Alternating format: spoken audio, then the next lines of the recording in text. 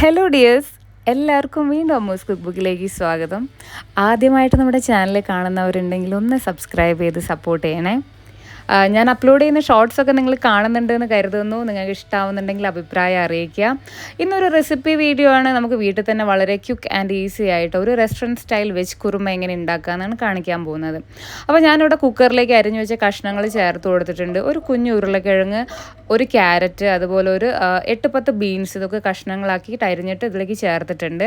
പിന്നെ തലേന്ന് രാത്രി സോക്ക് ചെയ്ത് വെച്ച ഗ്രീൻ പീസും ചേർത്ത് കൊടുത്തിട്ടുണ്ട്. അതിലേക്ക് ആവശ്യത്തിന് വെള്ളം, ഒരു 1/4 ടീസ്പൂൺ മഞ്ഞൾപ്പൊടി, ആവശ്യത്തിന് ഉപ്പും കൂടെ ചേർത്തിട്ട് നന്നായിട്ടൊന്ന് യോജിപ്പിച്ചിട്ട് ഒന്ന് അടച്ചു വെച്ച് കുക്ക് ചെയ്യാം.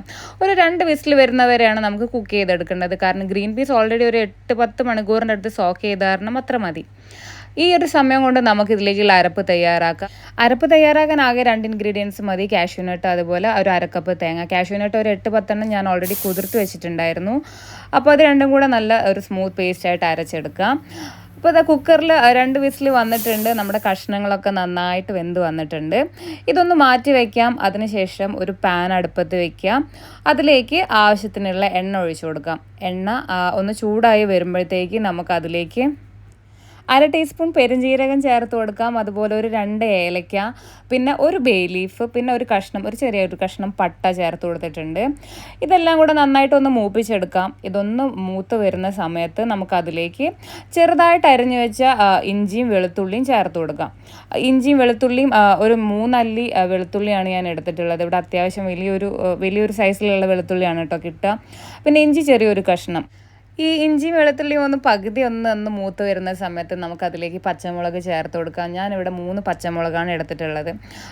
എരിവ് ഇച്ചിരി കുറഞ്ഞ പച്ചമുളകാണ്. അപ്പോൾ നിങ്ങൾക്ക് എരിവ് അനുസരിച്ചിട്ട് നിങ്ങൾക്ക് ചേർത്ത് കൊടുക്കാം കേട്ടോ. 2 3 എങ്ങനെയാണെന്ന് വെച്ചാൽ ചേർത്ത് കൊടുക്കാം.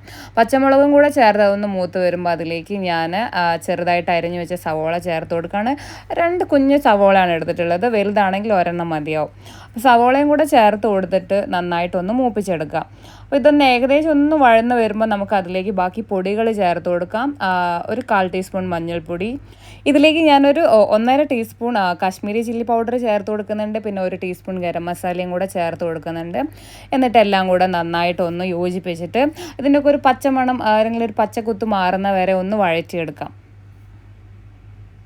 ഇതൊക്കെ ഒന്ന് വഴന്ന് വന്നതിന് ശേഷം ഞാനിതിലേക്ക് ചെറുതായിട്ട് അരിഞ്ഞു വെച്ച തക്കാളി ചേർത്ത് കൊടുക്കുന്നുണ്ട്. തക്കാളി ചെറിയ തക്കാളിയാണെങ്കിൽ 1 മതി, വലുതാണെങ്കിൽ 1 പകുതി ധാരാളമാണ് കേട്ടോ.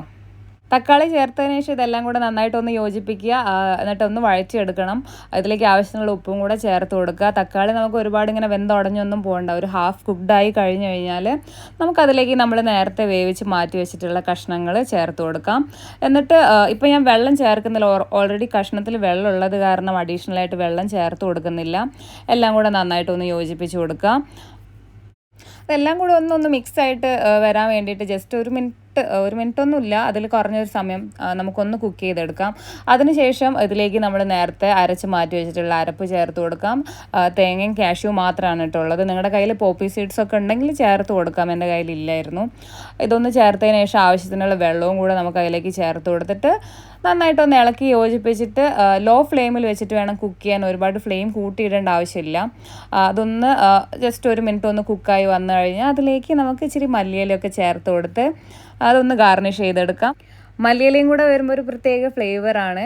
അപ്പോൾ ഇത് നമ്മുടെ ക്വിക്ക് ആൻഡ് ഈസി ആയിട്ടുള്ള വെജ് കുറുമ റെഡി ആയിട്ടുണ്ട്. നിങ്ങൾ തീർച്ചയായിട്ടും ട്രൈ ചെയ്ത് നോക്കുക. ഇത് ചപ്പാത്തിയുടെ കൂടെ മാത്രമല്ല, ചപ്പാത്തി, പൊറോട്ട, ഇടിയപ്പം, വെള്ളയപ്പം, വേണമെങ്കിൽ പുട്ടിൻ്റെ കൂടെയും കഴിക്കാവുന്നതാണ്.